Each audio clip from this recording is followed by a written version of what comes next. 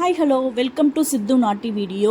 கருவாச்சியோட எண்டுக்கு நம்ம வந்துட்டோம். நான் இவ்வளோ டைம் எடுத்துக்கிட்டது ரீசன் என்னென்னா, இந்த ஃபுல் புக்கையுமே படித்து முடிச்சுட்டு ஷார்ட் அண்ட் கிறிஸ்பியாக உங்களுக்கு இந்த ஸ்டோரியை சொல்லி முடிச்சிடலாம் அப்படிங்கிறதுக்காக தான் நான் இவ்வளோ டைம் எடுத்துக்கிட்டேன்.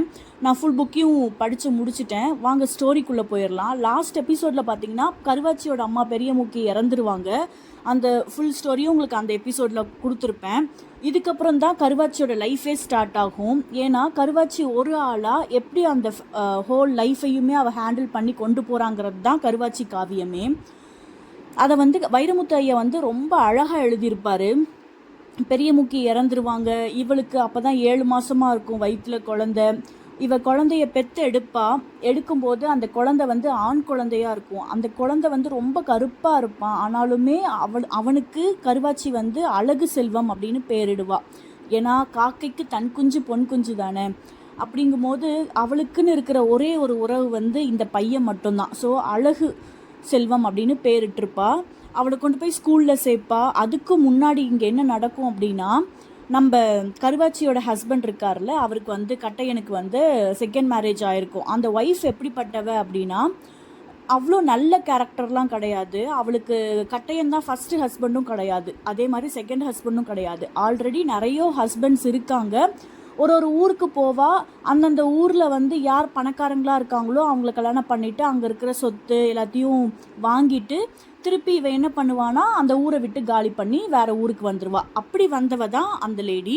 அந்த லேடி என்ன பண்ணுவாங்கன்னா, கட்டையனோட ஃபேமிலி சுச்சுவேஷன்ஸ் எல்லாமே தெரிஞ்சு கட்டையனை கல்யாணம் பண்ணிப்பா.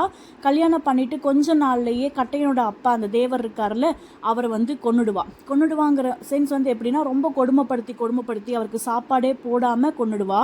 கட்டையனுமே பார்த்தீங்கன்னா ரொம்ப உடம்பு சரியில்லாமல் அவனால் உடம்பே எந்திரிச்சு நடமாடவே முடியாத அளவுக்கு தான் இருப்பான். ஏன்னா அந்தளவுக்கு அவள் அவங்களுக்கு ஏதோ சாப்பாட்டில் கலந்து கொடுத்து விஷம் மாதிரி, பாய்சன் மாதிரி, ஸ்லோ பாய்சன் மாதிரி கொடுத்துருப்பாள். 2 பேருமே முடியாத ஸ்டேஜில் தான் இருப்பாங்க. அவளுக்கு எல்லா சொத்தையுமே எழுதி கொடுத்துட்ருப்பாங்க. இப்போ கட்டையன்கிட்டையும் சரி தேவர்கிட்டையும் சரி எதுவுமே இருக்காது. தேவரும் இறந்துருவார், கட்டையன் மட்டும்தான் இருப்பான். கட்டையனை விட்டுட்டு இவ வேற ஊருக்கு போயிடுவா. வேற ஊருக்கு போகும்போது அழகு செல்வம், அதான் கட்டையனுக்கும் கருவாச்சிக்கும் ஒரு குழந்தை பிறந்தது இல்லையா, அந்த அழகு செல்வம் வளர்ந்துருக்கும் போது சித்தி வீடு அப்படின்னு சொல்லிட்டு இவனும் போவான். சித்தினாலே செகண்ட் ஒய்ஃப் நம்ம சித்தின்னு தானே கூப்பிடுவோம். சித்தி வீட்டுக்கு போகிறேன். ஃபஸ்ட்டு கோவத்தோடு தான் போவான். ஏதோ ஒரு சண்டை நடந்திருக்கும். அதை எதிர்த்து கேட்கறதுக்காக இவன் போயிருப்பான். ஆனால் வாசாமி சாப்பாடு சாப்பிடு, எனக்கு குழந்தை பிறக்காது, நீ தான் எனக்கு பையன்னு சொல்லிட்டு ரொம்ப ஆசை வார்த்தைகளை பேசி அவனுக்கு சாப்பாடு கொடுத்துருப்பா. இவனும் நல்லா சாப்பிட்டு ஓகே சித்தி நல்லவங்க தான் போலன்னு சொல்லிட்டு இவன் வீட்டுக்கு திரும்பி வந்துடுவான். திரும்பி வந்ததுக்கப்புறம் கொஞ்ச நாளுக்கு அப்புறம் அந்த ஒய்ஃப் இருக்காங்களே, செகண்ட் ஒய்ஃப் இருக்காங்களே, அவங்க வேறு ஊருக்கு போயிடுவாங்க. இவங்க எல்லாத்தையுமே முடிச்சுட்டு வேறு ஊருக்கு போயிடுவாங்க. வேறு ஊருக்கு போனதுக்கப்புறம் என்ன ஆகும் அப்படின்னா, இந்த அழகு செல்வம் பையன் இருக்கான்ல, அவனுமே அவள் சித்தி கூட ஒரு பொண்ணு வந்திருப்பா. அந்த பொண்ணு மேலே இவனுக்கு ஒரு லவ் அவங்க கூட போயிடுவான். கருவாச்சியுமே எங்கே போனானே தெரியாமல் கொஞ்ச நாள் தவிச்சிட்ருப்பா. அப்புறம் வேறு ஊர்க்காரங்க உன் பையன் அங்கே தான் கல்யாணம் பண்ணிட்டு வாழ்கிறான்னு சொல்லுவாங்க. சரி அவன் நல்லா வாழட்டும், நம்ம பையன் எங்கே இருந்தாலும் நல்லா இருக்கணும் அப்படின்னு தானே ஒரு தாய் ஆசைப்படுவா. அதனால நல்லா வாழட்டும் அப்படின்ட்டு இருப்பாங்க. அதுக்கு இந்த ஸ்டோரிலாம் நடக்கிறதுக்கு கொஞ்சம் முன்னாடி என்ன நடக்கும்னா, பவளம் பற்றி நான் உங்களுக்கு சொல்லியிருப்பேன்.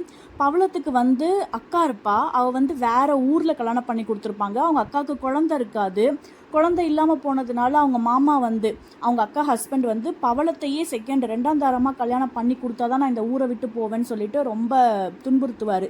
சரின்னு சொல்லிட்டு அவளுக்கே கல்யாணம் பண்ணி கொடுத்துருவாங்க. ஆனாலும் அவன் வைர மோதிரம் கொடுத்தா தான் நான் கல்யாணம் பண்ணிப்பேங்கிற மாதிரி இருப்பார். பவளத்தோட அப்பாவுமே வயசானவருங்கிறதுனால அவரால் முடியாது. அப்போது கருவாச்சி தான் ஹெல்ப் பண்ணுவாங்க, காசுலாம் கொடுத்து ஹெல்ப் பண்ணுவாங்க. அப்புறம் அவங்க கல்யாணம் ஆகிட்டு போயிட்டு அவர் சாப்பிடும்போது அந்த வைரக்கல் அவரோட வயிற்றில் மாட்டி அவர் இறந்துருவார். 2 பேருமே இங்கே தான் வந்துடுவாங்க. இவங்க 2 பேருக்கும் கருவாச்சி ஒரு கடை மாதிரி, பொட்டி கடை மாதிரி வச்சு கொடுத்து அவங்க 2 பேரும் அங்கே நல்லா வாழ்ந்துட்டு இருப்பாங்க. இது வரைக்குமே அவள் எல்லாருக்குமே நல்லது தான் பண்ணிகிட்டு இருப்பாள். ஆனால் இவளுக்கு எதுவுமே நல்லது நடக்காது.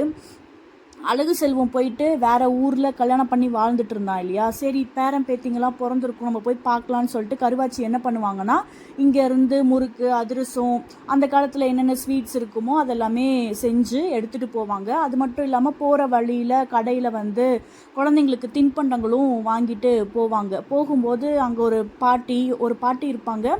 ஒரு அழகு செல்வத்தோட ஒய்ஃப் இருப்பாங்க. அவங்கக்கிட்ட போயிட்டு, சாமி இது மாதிரி நான் அழகு செல்வத்தோட அம்மா, உங்களை பார்க்கலான்ட்டு வந்திருக்கேன்னு சொல்லும் போதே அங்கே இருக்கிற அவங்க பேர பசங்க எல்லாருமே ஸ்கூல் போயிட்டு வந்திருப்பாங்க. இவளை பார்த்த உடனே அன்பாக ஆசையாக வந்து கட்டி பிடிப்பாங்க. என்னதான் இருந்தாலும் பாட்டி இல்லையா, என்னதான் தெரியாத உறவாகவே இருந்தால் கூட, பழக்கமே இல்லாத உறவாக இருந்தால் கூட தான் உறவுங்கிறதுனால வந்து அவங்களுக்கு அந்த தின்பண்டங்கள்லாம் ஊட்டி விட்டுட்டு அங்கே ஒரு சங்கிலியில் ஒரு பையனை கட்டி போட்டு வச்சுருப்பாங்க.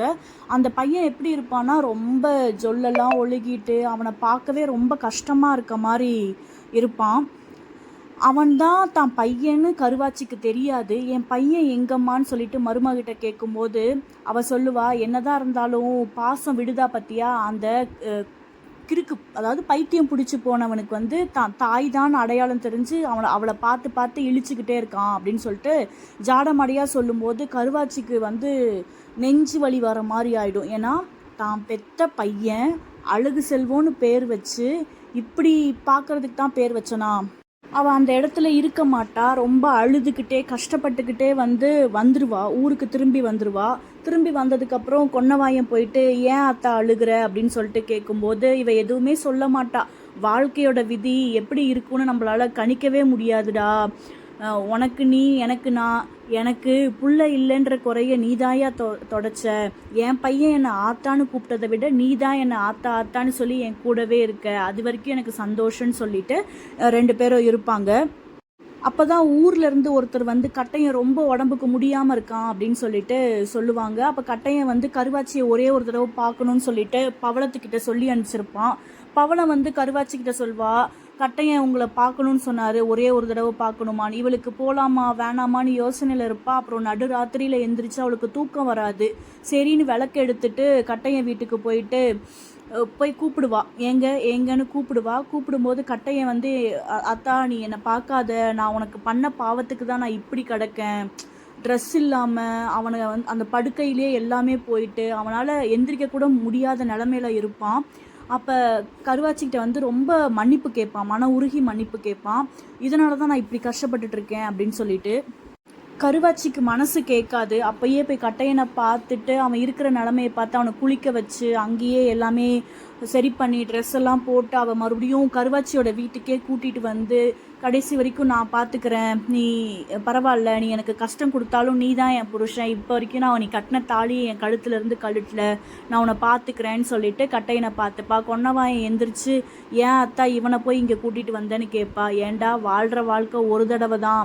நம்மளை பிடிச்சவங்களுக்கோ பிடிக்காதவங்களுக்கோ நம்மளால் முடிஞ்சதை செஞ்சுட்டு போவோண்டா, நீ போடா அப்படின்னு சொல்லிட்டு கருவாச்சி வந்து கொன்னவாயனை சொல்லி அனுப்பிச்சி விட்டுருவாங்க.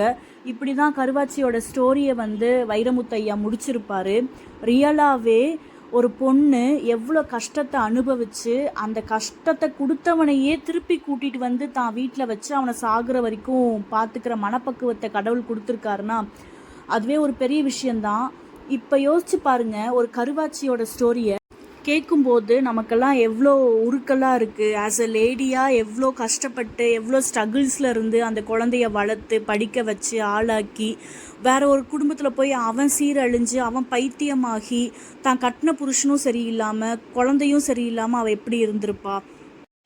நம்ம லைஃப்லேயும் நிறைய ஸ்ட்ரகிள்ஸ் வருது, கஷ்டம் வருது. எல்லாத்தையுமே தூக்கி போடுங்க. லைஃப் ஒரு தடவை தான். நல்லா ஜாலியாக என்ஜாய் பண்ணிவிட்டு சந்தோஷமாக நம்மளால் முடிஞ்சதை மற்றவங்களுக்கு பகிர்ந்துட்டு போகலாம். Thank you friends. இந்த ஸ்டோரி உங்களுக்கு பிடிச்சிருந்தா எனக்கு கமெண்ட் பண்ணுங்கள். வேறு என்ன ஸ்டோரி போடலாங்கிறதையும் எனக்கு கமெண்ட் பண்ணுங்கள். Thank you friends. Thank you so much for your வாட்சிங். சப்ஸ்கிரைப் பண்ணுங்கள். என் பையன் கண்டினியூஸாக டெய்லி ஸ்டோரி போட்டுக்கிட்டே இருக்கான். அவனுக்கு சப்போர்ட் பண்ணுங்கள். அவனை சின்ன குழந்தை தான், ஃபஸ்ட் ஸ்டாண்டர்ட் தான் போகிறான். அவனுக்கு உங்களோட சப்போர்ட் இருந்தால், உங்களோட பிளெஸ்ஸிங்ஸ் இருந்தால் இன்னும் நல்லா இருக்கும்னு நினைக்கிறேன். தேங்க்யூ ஸோ மச் ஃபார் வாட்சிங். தேங்க்யூ.